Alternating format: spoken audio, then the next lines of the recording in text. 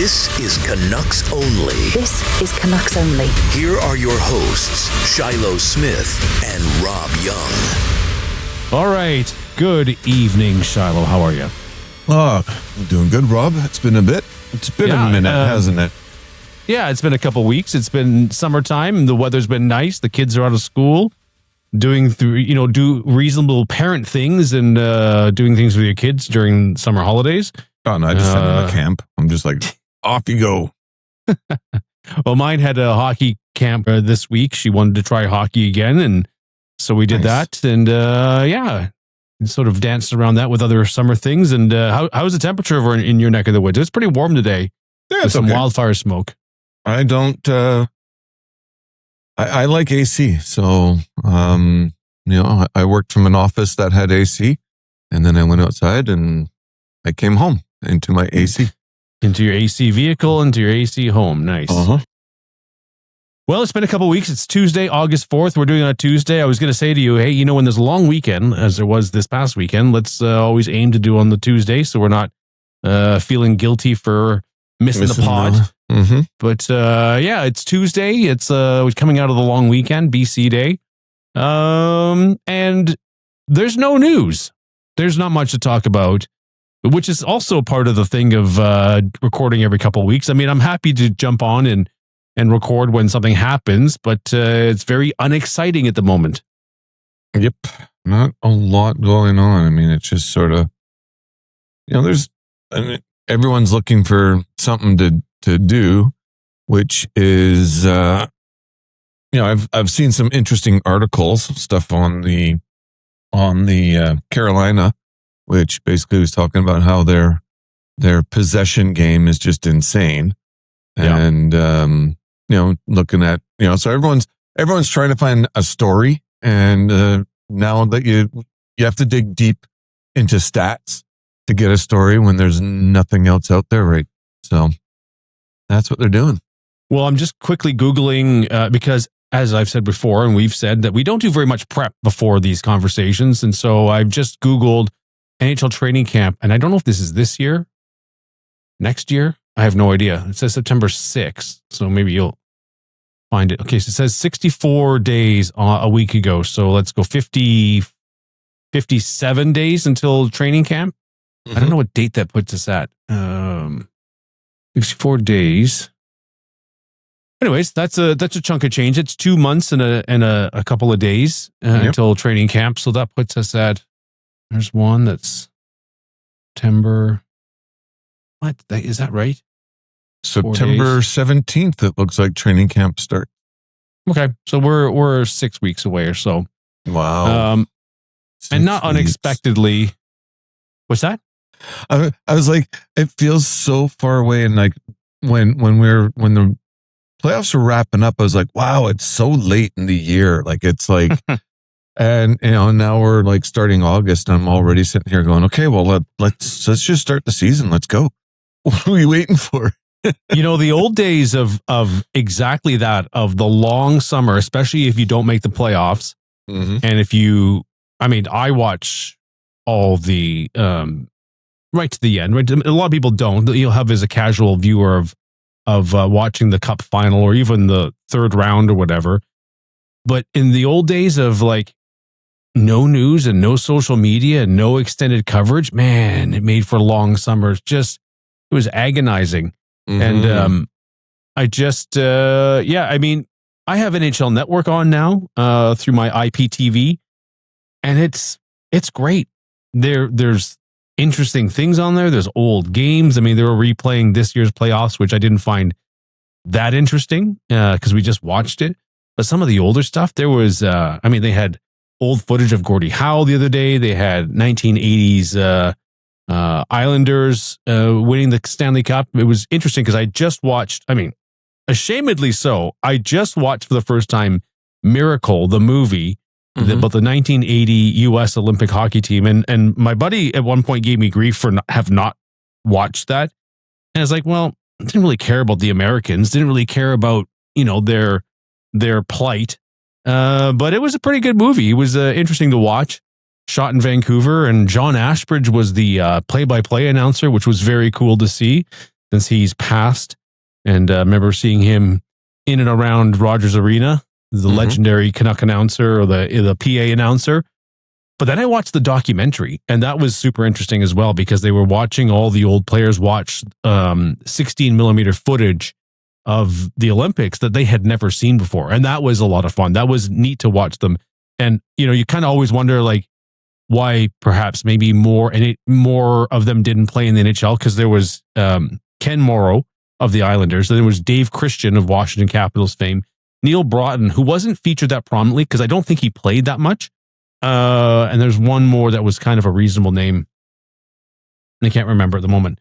Anyways, but then having them as, significantly older, watching themselves that was pretty good. I was watching some documentaries this last week and a half, but the NHL Network for sure is a nice break to cut through the no hockey news, including all of the no news for us as Canucks fans. Hey, the one thing that we did see this week, and you and I texted a little bit back and forth on it, was the practice facility.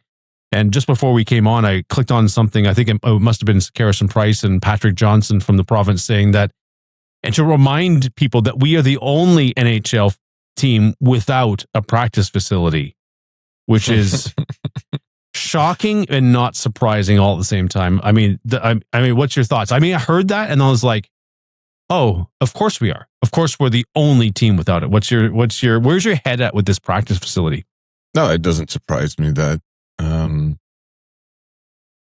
that we're the only one. I mean, when you look at what how cheap management or ownership, is right now, it doesn't surprise me. I mean, they got a deal, or they're working on a deal, or they've completed a deal. I'm not entirely sure for, where was that? Britannia.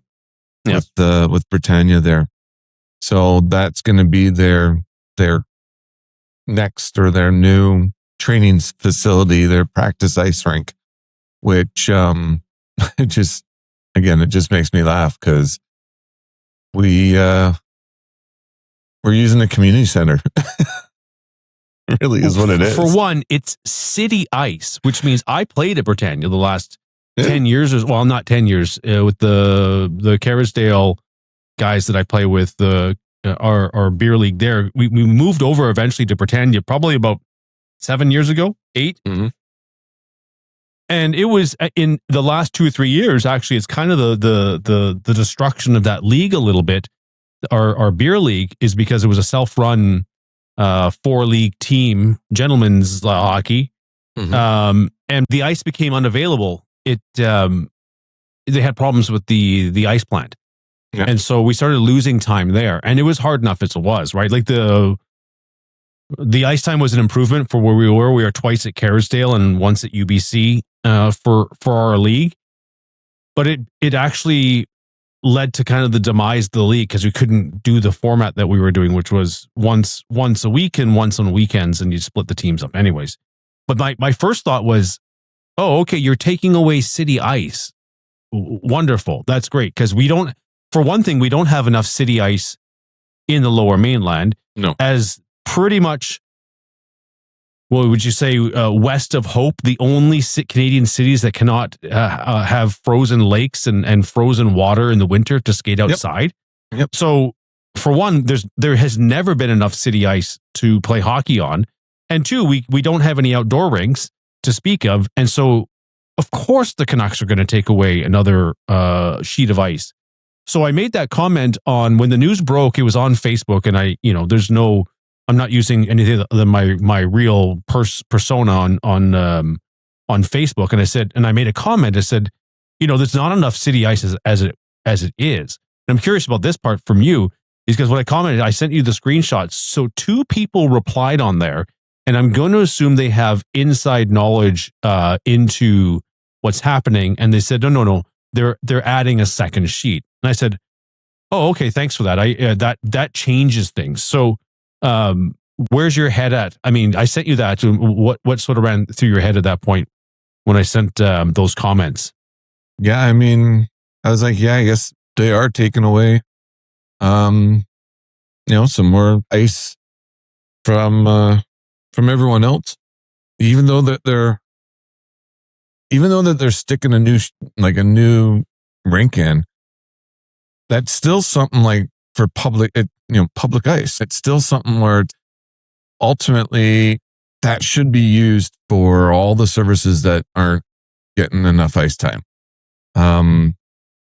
Honestly, I still think they're worth billions. Buy a chunk of land. Like, how much of the land? Anyway, I'm sure there's multiple reasons why they're not, and most of them probably coming down to money, but they should just be purchasing their own chunk of land, building their own arena, and just having it only for the Canucks, right? And they could also stick a little office for us in there because we're Canucks only, and it would only be the Canucks. So I think that makes sense, and that would work. But I really think it's a bad look, you know? Yeah. That's what I think it is. It's a bad look. It's not that it's, bad business. It's not that it's right or wrong. It's a bad look. And to be honest, how many players are going to want to come and you're like, oh yeah, we got a practice facility now. It's a public community center. Yeah. Oh, okay. Right. So yeah, they got a new, there's a new sheet of ice for them, but are they sharing the gym now with the general public? Well, and the pool's right there too. The way I just quickly saw the plans is like, are they going to shutter the pool facility now as well? But anyways, yeah, it's crazy. You're right. It's a terrible look. We mentioned it before. I feel if we're trying to reset culture, this is not the way to do it. But I'll stand corrected. Again, those two people, whoever they were on Facebook, and I appreciated the feedback because I feel they knew something that we didn't. And so the MOU, so Thomas Strant said first, tweeted out the same thing that we're talking about, that there was no mention of a second sheet, but then he put a second tweet out about it saying, no, there looks like it's not explicitly said that there's going to be a second sheet, but it looks like there is. So who knows, right? It's an MOU, so memorandum of understanding with the city and the Canucks. But you're right, the Canucks shouldn't need city help at this point. Yeah. And it's not of all the places you could do it, it's not necessarily a marquee location. And you're still traveling the 10, 15 minutes, the 10 minutes from downtown.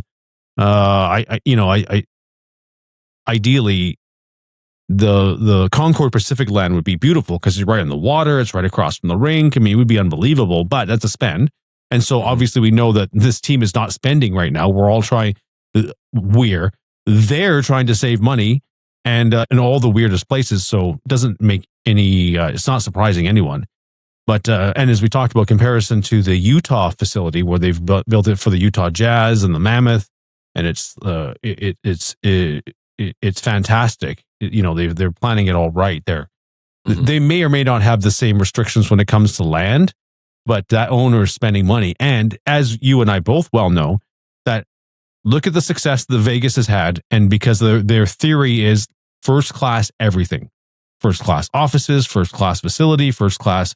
Everything was first class because that's the owner. He came from business and from university where he had success from. There's some sort of story back tied to his university, but that's his MO. Is quality, spend for quality, and look at the success they've had there. No, definitely. It's there's a lot of problems and there's possibly a lot of reasons. Like I said, there might be, it could be that lawyers in the family are saying, don't invest into any new high cost endeavors until we get this sorted. Right. Right. So I mean, there could be, like I said, legit reasons for it, but that still doesn't mean it doesn't look like garbage. Right. And that still doesn't mean it doesn't need to be addressed. Yes. You could have all the good reasons in the world, but man, it's gonna hurt you in the end, right? I think it's gonna hurt us short term. And we talked about player dev. I believe. Now, it could be wrong. We have to check out the charts, but I think Alex Edler is the only person in player development, and he's half-time or part-time. The Twins are out because they were in player development, and now they're co-presidents. So Cami Granato is out or shuffled. Jack Johnson straight up quit. So they're starting to save money in places that aren't super obvious, and that's okay. Fine. The secondary question of that is, will they ever return to normal spending? Once is there a game plan for that, or is this just going to keep going as long as the court case goes on? Yeah, and if so,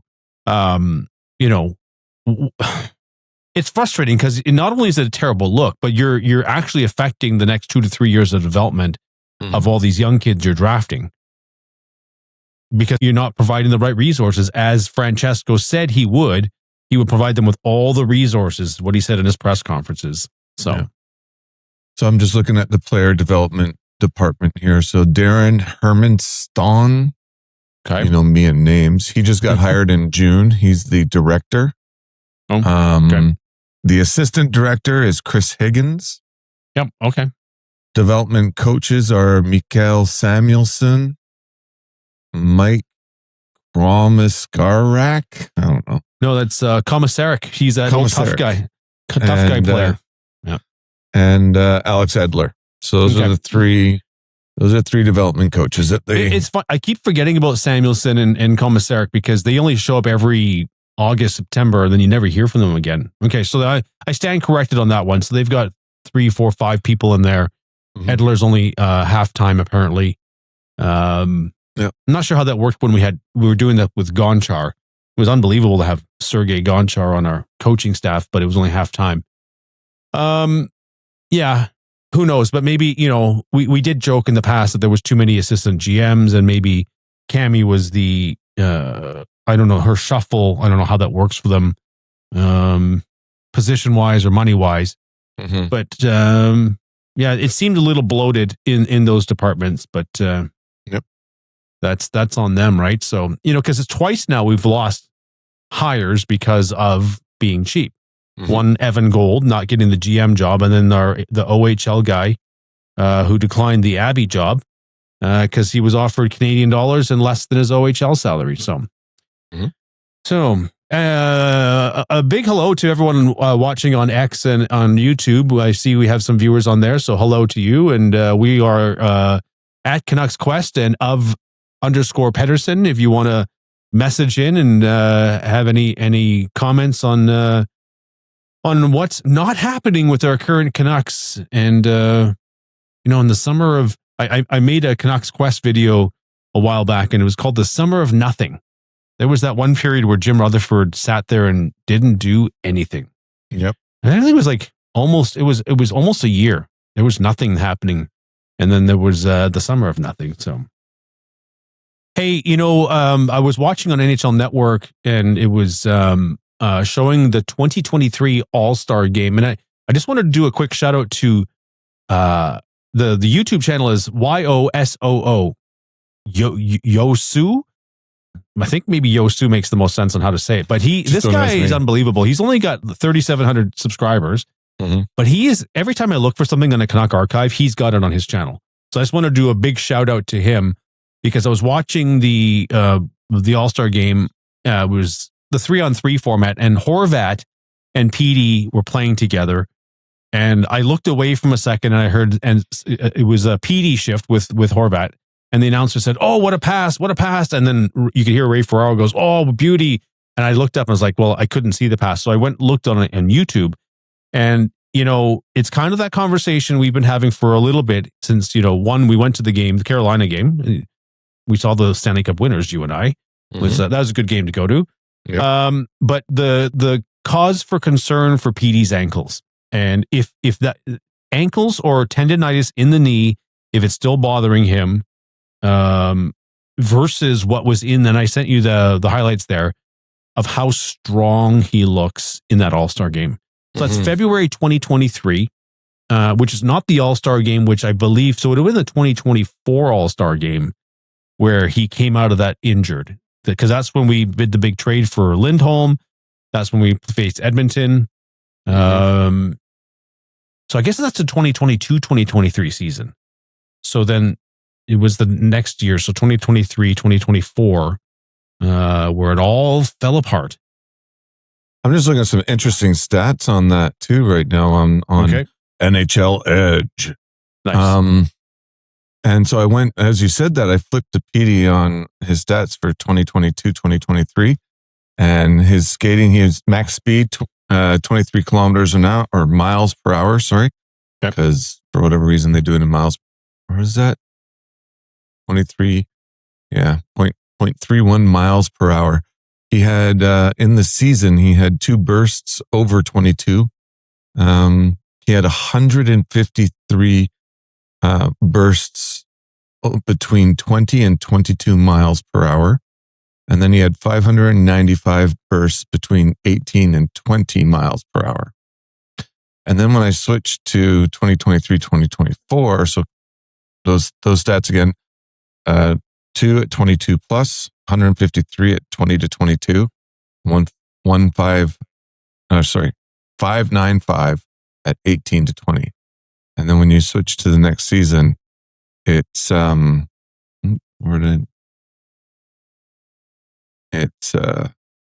it's 3. So he's dropped only a couple, but 3. No, sorry, he's gained 1 for the 20 plus bursts. Okay. But the amount of bursts he did at 20 to 22 dropped by like 50. Whoa. And then his 18 to 20 bursts, that dropped by like 70. So it was at 525. And the 20 to 22s were at 108. Wow. And then when you go further, you go to 2024-25 season, he had 1 burst over 22 miles per hour. He had 67 20 to 22 mile per hour bursts. Okay. So another drop of 30, and 461 18 to 20. So another 100 drop basically. So there's some, obviously we all see the results on the ice. There's something wrong. Yeah. Like there is something physically and mechanically wrong with him, because as before we were just starting to record, I stumbled across Glowy McLovin, who always has Glovey McGlovin. He always has some good clips on his channel. He had from 13 hours ago, so this is Tuesday, so this would have been Monday. PD's in LA currently practicing with the likes of Toffoli and an assorted other crew of NHLers down there, and he's still not looking strong. He's he fell down. We both saw that one clip where he was just doing a wide circle and just all by himself fell down, as he did at the end of the season. He took a long pass, I believe, from Bouillon and then PD was on the right wing, cross ice pass, and took 3-4 strides and then just stumbled. Like the defenseman was like 3-4 feet away from him. It wasn't even close, because it was a long, it was a 1-on-1 with one of the Canucks trying to make it a 2-on-1. And he just fell down.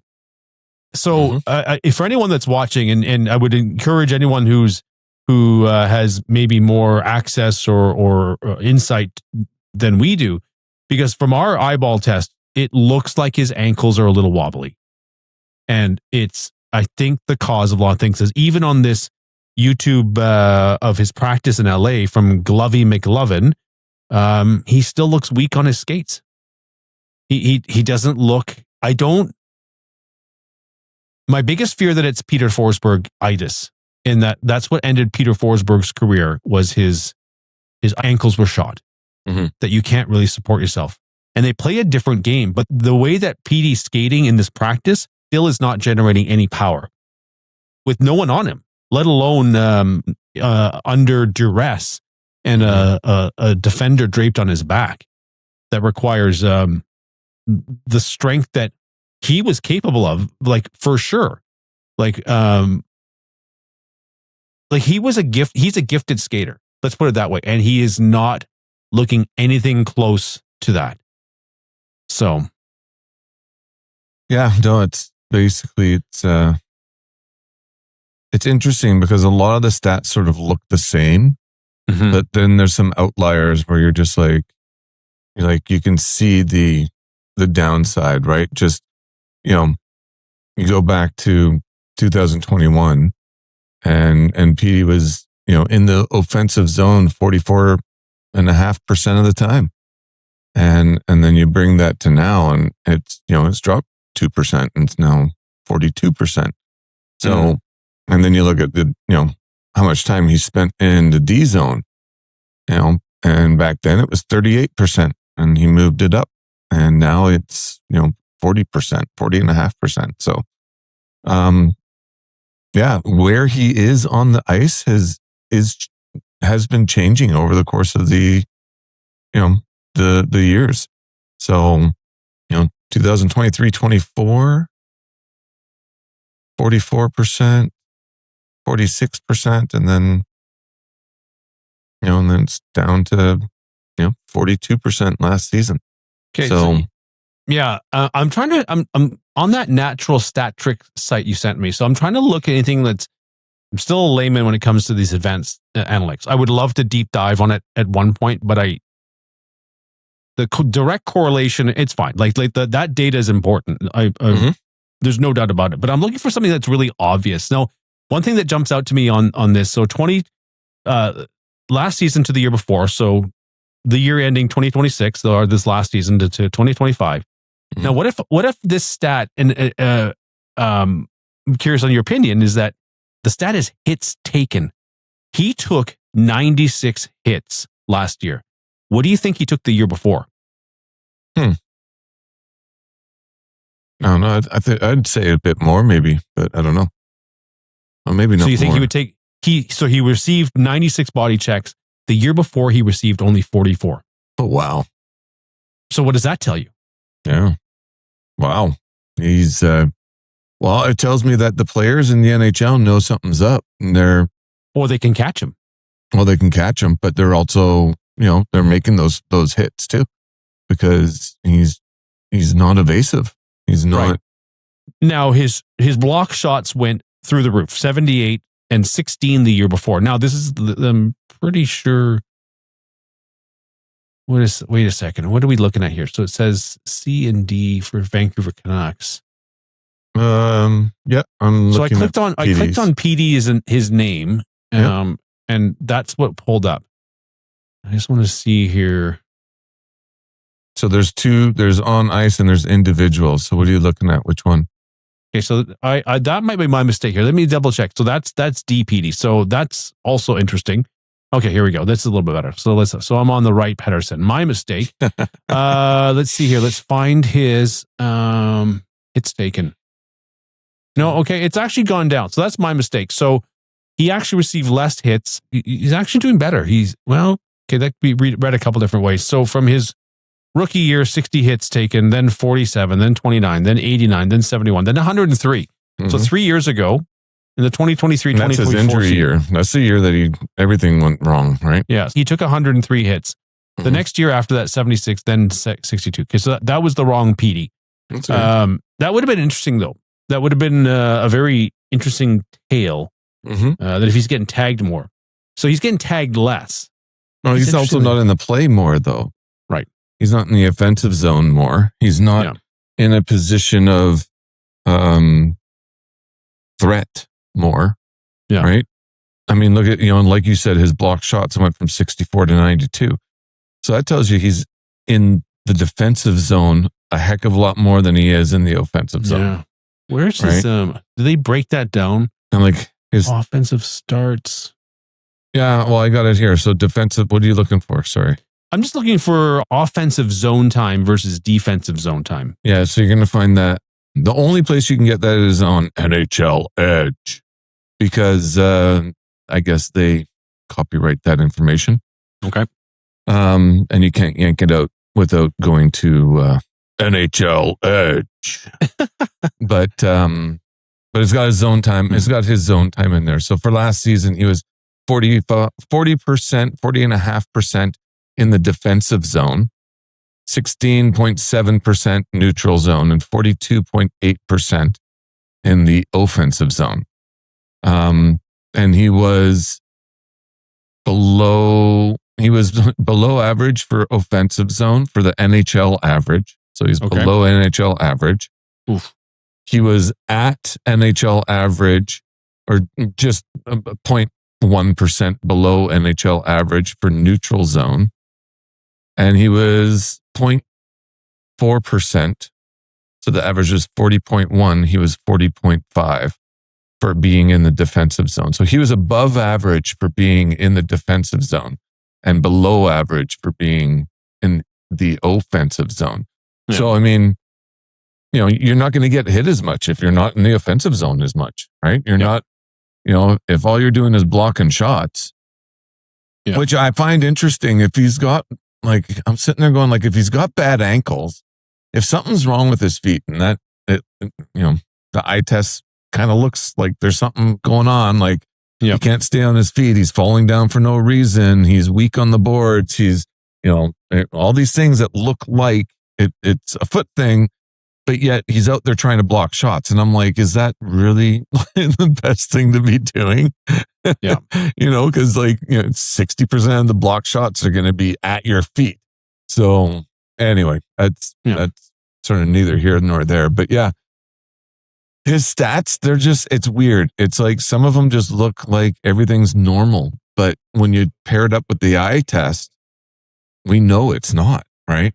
Well, you know, I'm on the Edge site now. Okay, so just hardest shot, 90th percentile. Okay, so he's in the top 10.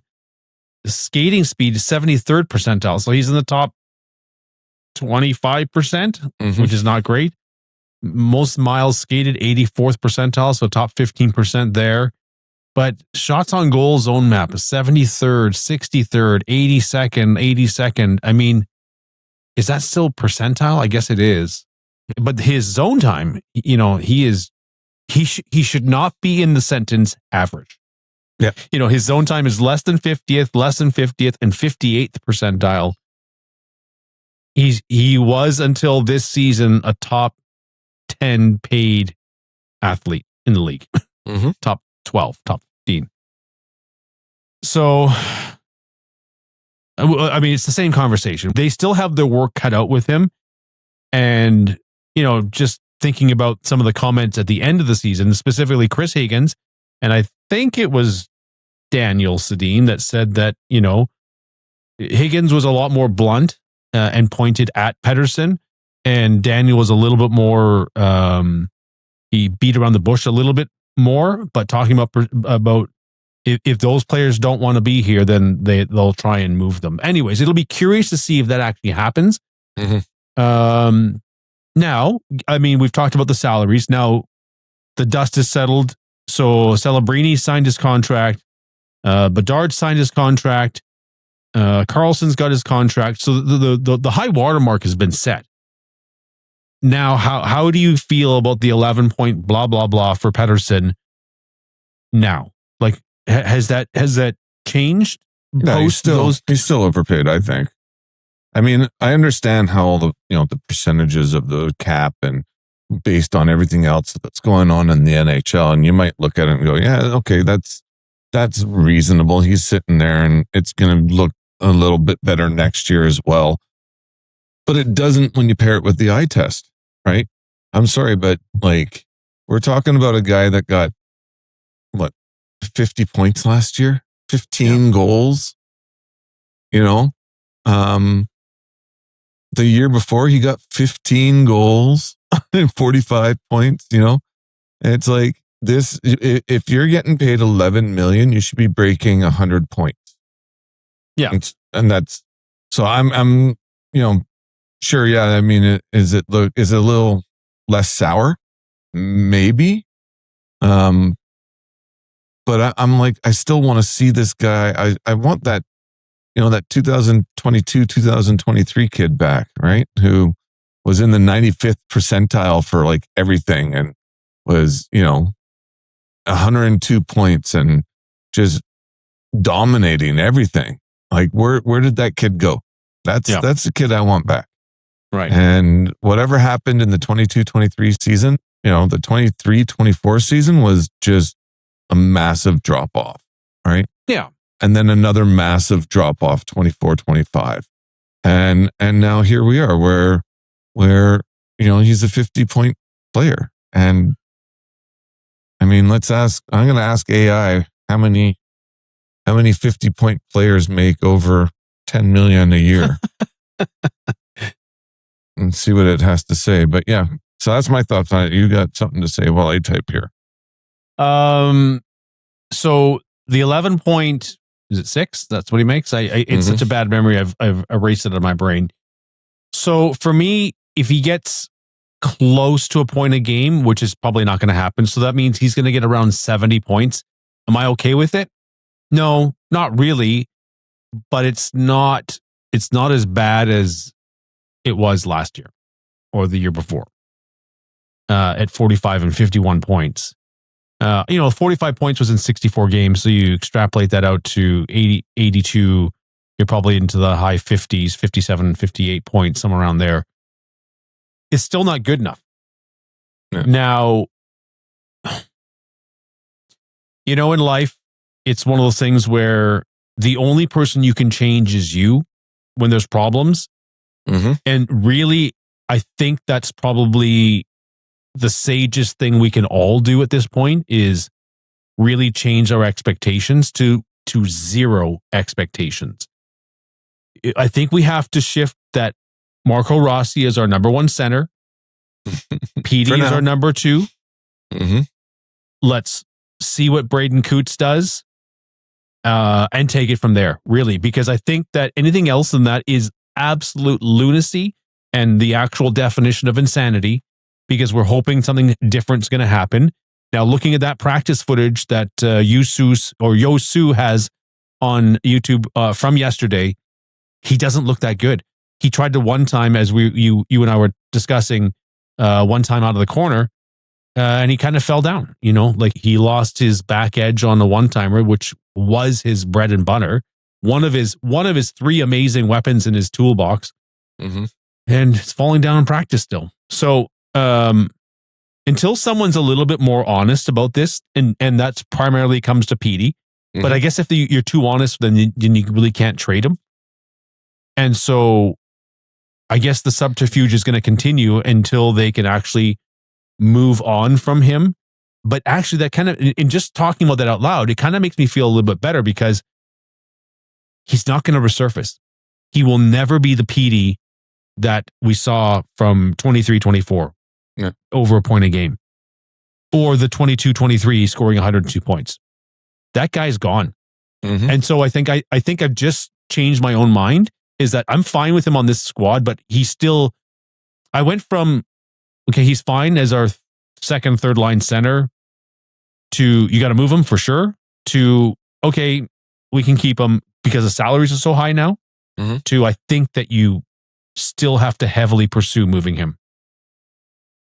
Yep. I don't think there's any other way to, especially with the, what's the best way to say this? I think with the climate of cheapness that is currently inside this franchise, that this is just another problem. Like, it's almost too many problems. Yeah. So if we can eliminate one of the problems, it's probably a good thing at that point, where we're not going to drive ourselves super insane, just mildly insane with what this rebuild may or may not look like. The cheapness may or may not allow them to spend, and the development of the players, right? So if having to watch PD, I think every day on top of this, that I just don't think we need it, to be perfectly honest. So I was going to keep him until right now, and I was like, he's got to go. Like, he has to go. Even at the 11 point blah, blah, blah salary, it's still too much, because it's not it's not what he's doing, it's what he's not doing. And so it's addition by subtraction at that point. Yeah. Where we're actually saving our sanity by not having to watch it every day. His shooting percentage is below the 50th percentile. Whoa. His goals is 68th percentile. The average NHL goals per player is 11, and he's at 15. So anyway, AI got back to me. Okay. What did it say? It said that there are currently 2 players who play, who have less than 60 points. I said 60 points, and make more than $11.5 million per year. One of those is Austin Matthews, but he only played 60 games and he was injured. He had 53 points, so he still had more than Pettersson. Really? In 60 games. And Pettersson, 51 points in 75 games. And then AI goes on to say Erik Karlsson had 66 points at 11.5. Yeah. And then it says everyone else was 100 points or greater. I don't know how factual that is. I'm going to have to look that one up. Oh my gosh. Yeah. But for everyone making more than 11.5 million, they all had more than 100 points apparently. Oh man. Crazy. I didn't realize Matthews, well, he only played 60 games. He got injured. Yeah. So he was 60 games. I mean, he 20 more games, 20 more points. Let's say 20, probably that's 73 points. Yep. Although I will say he was playing injured for like 12, 15 games. Like, yeah, it took a while for him to actually finally bow out. All right. Yeah. So, make him healthy for another 10 games on top of the 20, on the top of the 22 that he missed, or 24 that he missed. And, he's probably a point a game easy. You know what's interesting about Matthews, and there's a couple things. First is that the natural repellent of Toronto anything. I really didn't pay attention to Matthews' points because I don't have many in my pools. If he was one of my players, I would have paid more attention. Mm-hmm. But his shooting percentage is almost mirrors Petey's right now, 11.9% at 27 goals. And then the year before, the 2024-2025 season, he had a 12.6% shooting percentage at 33 goals. Wow. But the year before that, he had 18%. And he got 40 goals with a 12% shooting percentage the year before that. And then a 60 goal season at 17%. He's interesting because he's dipped a few times and it's very apparent. But Petey has the 11% shooting percentage as well. Only 15 goals. Yep. I wonder if the rest of that 100-point thing is true. That'd be interesting to find out. Yeah. That's AI. You got to take it with a grain of salt, right? Yeah. It's a useful tool to point you in the right direction. Sometimes. Not to rely on as factual. Yeah. Yeah. Interesting. So the only thing I kind of have left to kind of chat about with you is if you're RJ, what's your ideal next move? Right now, it's been so quiet, and really the lineup's been kind of set. And then I had trouble remembering because it's been 2 weeks. The Daily Faceoff website. So I was actually looking at the lineup for our Canucks. I mean, obviously the DeBrusk Boeser contracts should be movable, which would remove a bit of a logjam for some of the youth. But what would you be looking at? I mean, those are the two obvious ones for me. I don't think I think D is set. There's no one on D. DeBrusk, Pettersson, and then obviously Hedl. Hedl is a massive I don't know problem. I don't know. The dude should retire, man. Yeah, he should. I don't think anyone's going to pick him up because the experiment was with the Canucks, and we saw what happened. He did real good for and then took that one hit. Yeah, he looked good, and that was it. And he looked good. He looked good for a good, looked great, 10, 15 games. As we've said, he's big, but you're not going to pay. You're not going to pay him to play 10 games, right? So right now, I believe he's got one more year left on his contract, or is he? Yeah, I think he's got one more. Stop. Wikipedia. I thought you swore for a second there. That was awesome. Wikipedia. Year 4 of 4. $4 million. Although LTIR is going to be everyone's best friend at this point, but you kind of wish him. He's 26. I know he's a kid. I know, just to be so young and to be so talented. and to have that happen and having a his glass jaw, the right context for all that, because it's not necessarily. Well, I mean, the it's jaw has been the problem. Once you've had a concussion, it's things are. If you don't take care of it first, and you get more of them, speaking from experience, things go down, badly, and I really hope that that he recovers out of it. But totally, you wish him all the best, and it's quality of life at that point. Wife, kids, whatever your family situation is, you want to have a healthy and prosperous post hockey life. Is he going to get signed for more than $5 million?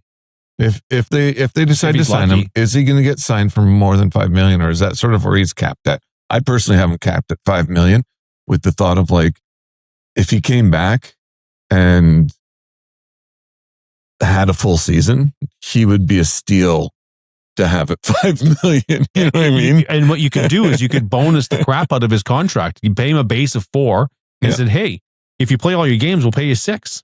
Yep. Because that's really what you're signing that player for, is not to sit in the press box or sit in the medical room.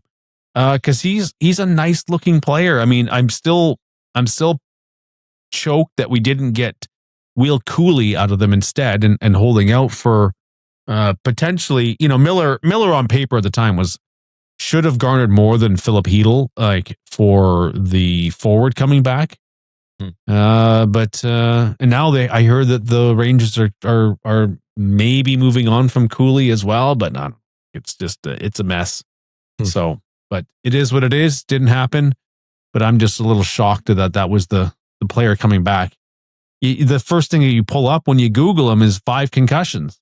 Because did we determine if this was his 6th or 7th concussion?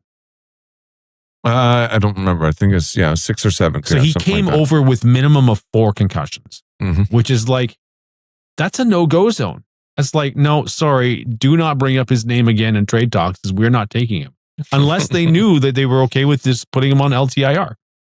Right? That was the plan. But do Drury a favor. Is he still in there? Drury, I think he's in hot water over there. I think that he is in a lot of trouble as a GM over there. So he's been there 5 years. I don't think he's very well liked from what I've seen on X from Rangers fans. So rookie GM. Yep. But anyways. So I was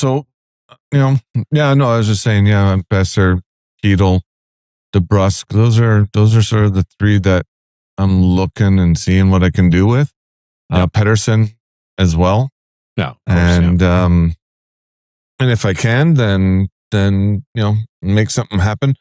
I also want it to be beneficial for them. Like, if I'm moving, with all due respect, I think Brock is probably the one that I would have the most, I don't want to say care for, but if I'm moving him, I want it to be a good decision for him too. Like, I'm not just going to be like, okay, we're moving you to, the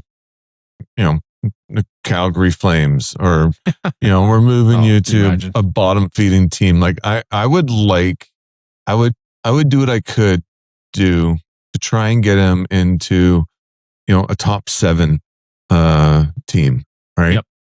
And go, he deserves to be on a winning team. He deserves to get out there and be on a winning team, right? So, pretty much any of those teams could use him, even if they're throwing him third line. Like, Brock Boeser on your third line is that's awesome. You know what I mean? So, and he's like, with the way the cap's going at 7, what is he, 7.25? Something like that, right? Yeah, 7 somewhere and a half, around there. Yep, somewhere around there. That's pretty decent money now, and it's just going to be looking better and better because he's signed straight through till 32. So 2032. So you got him for another, what's that, 4 or 6 years at that price. And if if you can grab him now and keep him on one of those teams, he's under 30. He's still 20, 28, 29, something like that. So I think there's value there. And I think if I was going to do it, I'm going to try and move him to one of those teams. And he also has a no move clause. So there's that you have to also deal with. And if he wants to stay, great.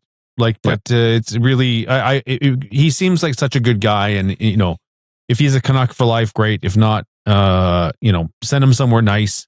Yep. I was thinking Chicago might be a nice place for him, but they used up all their cap space. Yeah, they don't have any cap space. Some player named Patrick Kane. Yep. So there goes that because it's close enough to Minnesota that might have worked for him. I think that Minnesota is also they don't have enough money space. either. Not right now, at least. Yeah, they've got 1.1 free. But you know what? Guerin's such a wheeler and dealer now. He's elevated himself into upper echelon GM status in my mind. Mm-hmm. That I'm sure he would make something happen there. So I mean, I was picturing him like we've talked about it before, the CBJ and what their roster and how like they got no one over 6.5. Other than their defensemen, but no one on their forward core over 6.5 million. And these guys are all like locked up, right? So like he would be a fine. The only thing would be if Garland was as big an asshole in the relationship the two of them had, but I think they had a pretty decent relationship. I think so. I think he was. That's interesting. I mean, I don't know. Anything, but yeah. I don't know, but like, get him on a shift, Boeser, Marchenko, and who else would you put? I don't know, Monahan. Oh, sure. Like get him the puck, right? Get him someone who can get the puck to him. Although like Sean Monahan, Marchenko, and Boeser together. Cole Sillinger. Voronkov, Sillinger, Monahan, and Coyle are their centers, and Fantilli. Like you get him with, I don't think you can play with Fantilli. Yeah, he actually might be their potential top scorer if you move him to Columbus. Yeah, well, that's what I'm saying. Like there'd be some, and it would be good for him. They're competitive. Yeah, and he'd be bragging, making the most on the team almost out of the forwards, but still manageable. They would still have enough in their cap salary that they could, they could pick up another, $4 million player or whatever. Yeah. And it might give them a window. So something like that. Like I might go to Blue Jackets and see what we could get, even if it's future considerations, right? Like, hey, here you go. Let's talk, right? Maybe picks. I don't know what they got for picks offhand, but you could do it just for future considerations. But again, that's something that I would be sitting down with Boeser at the beginning of the season, and I'd be saying like, what do you want to do, right?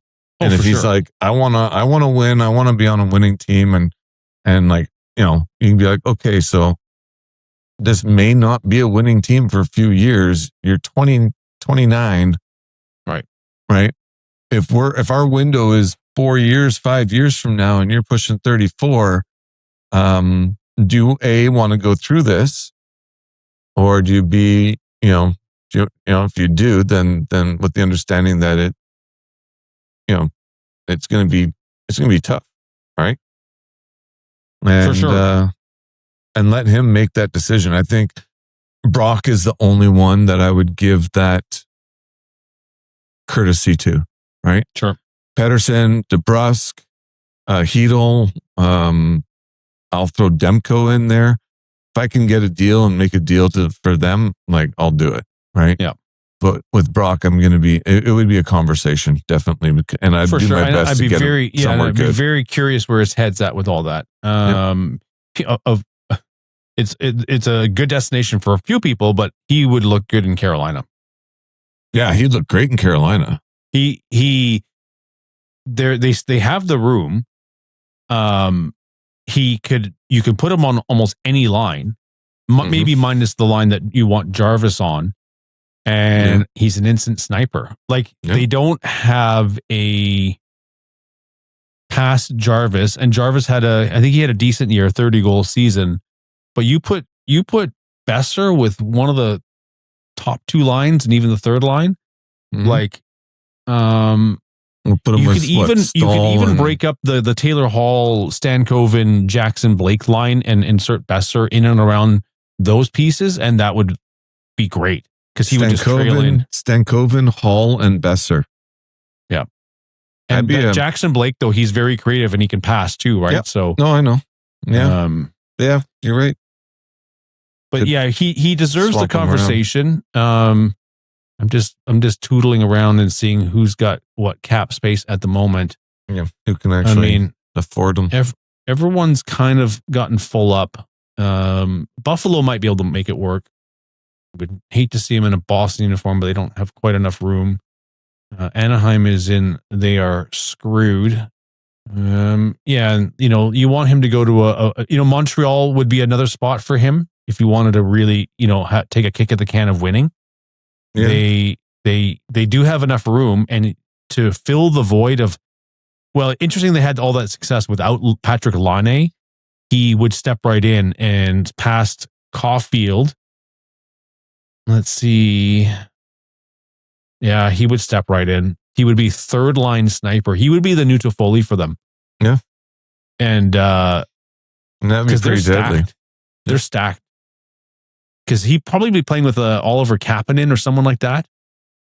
Suzuki, Caulfield, Slafkovsky, Danault on the second line with whoever. But your third line is going to go out there would be Kapanen, Boeser, and maybe Demidov, something like that. Unless Demidov's playing on the first line, then it means Slafkovsky's playing on the second line. Montreal would be a very enticing possibility for both sides. Especially come trade deadline time. So, but yeah, doing him good to send him close to Chicago was the thought of sending him close to home. Yep. Detroit is a dumpster fire, I believe, and so he doesn't deserve that. They've got $19 million in cap space. Well, yeah, they're a dumpster fire. I mean, look at what the Canucks got. Wow, they got $17 million. They're a dumpster fire. Maybe they still want Petey then. Well, we'll see. Actually, I think that Yzerman didn't mind the thought of Petey, but now that Yzerman is out, gone. So yeah, so now it'd be curious to see if the new regime is also a fan of Petey. Yeah, yeah. You can go to Carolina though. Can you imagine that? Like that team's already stacked. Well, they'd be kind of doing Tampa Bay things. Tampa having their. I mean, for one, Carolina having salary cap room is astonishing. Yep. But the way that Tampa has been able to rebuild on the fly, now, but Hedman's pretty injured, and I wonder if he's coming back. He's 35. He might give it a kick at the can here. He's making John Carlson signed for more than Victor Hedman at 8.5 at age 36. That's crazy. That's insane. And then so they lost what's his face, Darren Radish. And so their top three is John Carlson, Victor Hedman, and then Ryan McDonough, who's 37, and then Eric Chernak. After that, they've got a lunch pail ragtag D crew there. But really, you still got Kucherov, Point, Gensel, Hagel. Hagel's a one-man line. Cirelli, Ilya Mikheyev signed there, Yanni Gord. So they've got their top 6 and 7. Like if they could make it work there, they don't have any cap room for Boeser, but he would certainly fit there. Insert him into a winning lineup as well. They would have to trade somebody. Let's see. 3 million, 5 million. No, it would be very tough for them to do that. What about Pittsburgh? Yeah, for sure. Especially they're in win now mode, so he might be a bit old for what they wanted They to sort do. of What they hitting got their dynamic 13. of what that age group for that group is, right? So I think if I'm Pittsburgh, I'm looking at what's the succession plan. Like PD makes way more sense than Boeser. I don't think you can get two of them. I mean, you could try and pull off a bigger trade where you're like, we'll take Raquel, who is not doing great, Connor Dewar,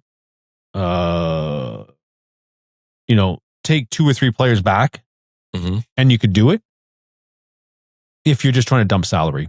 Yeah, because that's 18 million in salary you got to bring over with PD and Boeser. And if you could only move one, I think, are we still moving PD? I think that's one of the places that actually make sense still. And I think that Pittsburgh still likes him. Yeah, and they still got enough space for him. And I think this is Malkin's last year. If he signs for one more year, but at least at the moment they can afford him.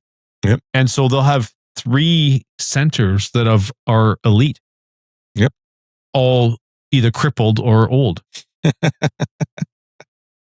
So, and then Erik Karlsson comes off the books next year at 10 million. So that's 10 more million they've got to play with. And if he wants to resign, he's only 36.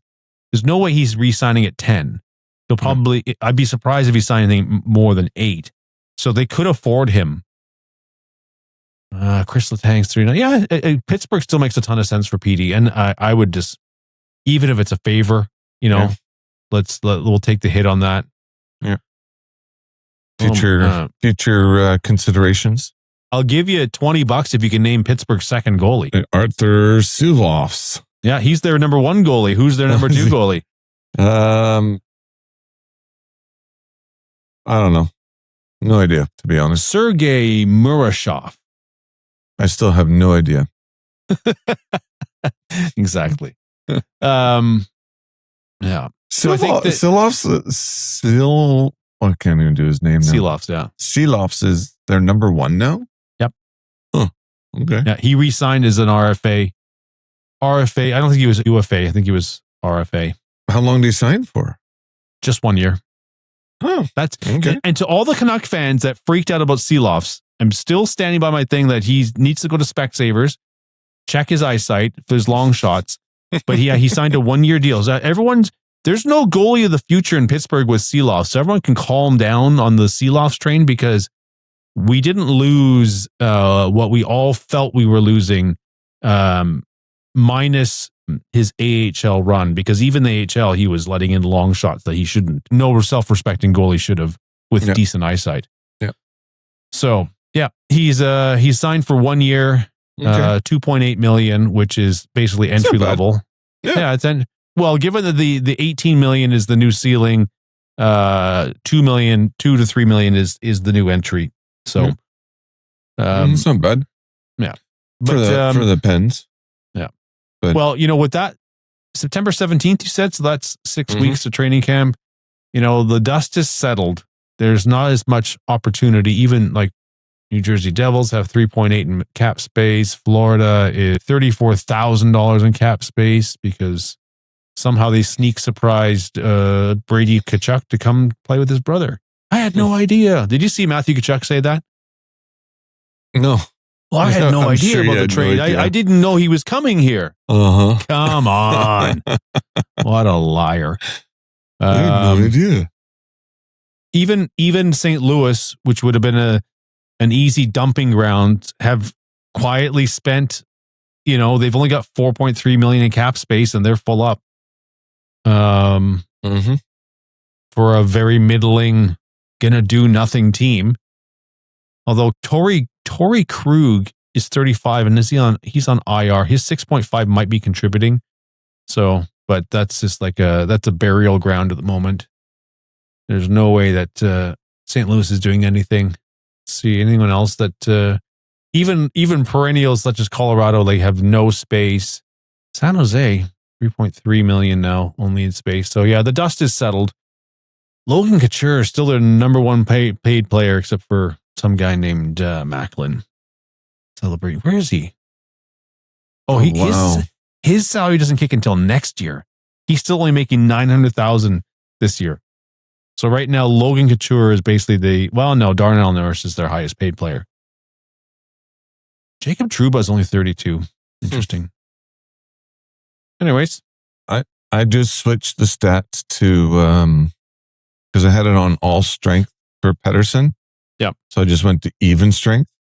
Okay. And he's 39.5% in the offensive zone.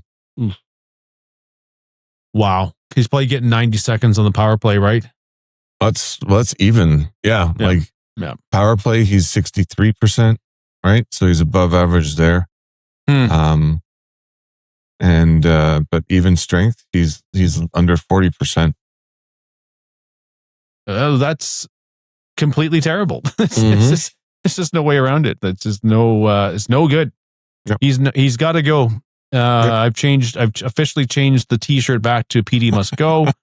I don't feel really good about it, but I think that's actually a self-preservation move at this point. Well, and to be honest, I think it might be one of the best things for him as well is to get out of this market and just, go somewhere else, start fresh, and play with a team that he can. I don't want to say hide in, blend in. Yep. Right? Like playing a team where he's not going to be the sole focus. Like you're not sitting there going, "Hey, you're supposed to be our number one." Right? That's why he would do well in Pittsburgh, right? Playing on the third line and I mean, PD against other third lines, he'll be breaking, that 50 point per season mark. I sleep on that one, right? Although the ice and Sid and Malkin, both their ice times should be reduced. Yep. They shouldn't be 20, 21, 22, probably 18 minutes, and that's a bit better spread for their age. And so PD still makes so much sense to go to Pittsburgh. I think that's, this was EA hockey, just press a few buttons and make it happen. So there you go. Yeah. Well, that's all I got for this evening. We've been going for over an hour here. I appreciate everyone that's viewing on X and YouTube. Thanks for checking us out. Yeah, thanks for joining us. Yeah, it's fun. We're trying to I don't know, get in the swing. That's not quite the right thing, but as far as a summer of no news and just trying to figure out this team. I mean, we've had so much bad news that we're due for a break. I don't know when it's going to happen, but we are definitely due. I've been thinking about doing a Canucks documentary on the long-suffering Canuck fans and just the mental makeup of it, of why, well, for one, that some of the Canuck Nation fan base has the reputation it does for being a little off its rocker sometimes. But, for basically what was a blue-collar town, 70s and 80s with the original Canucks, and then moving into the Stan Smyl era, we appreciate our hardworking on-ice heroes of the ilk of Trevor Linden's. Trevor Linden. He will play. He will play. Yeah. To the hard work group of the 94 squad, blood, sweat, and tears, and a little flash and dash with Bure. But really, I think that's part of it as well, is that this Express, like those guys work.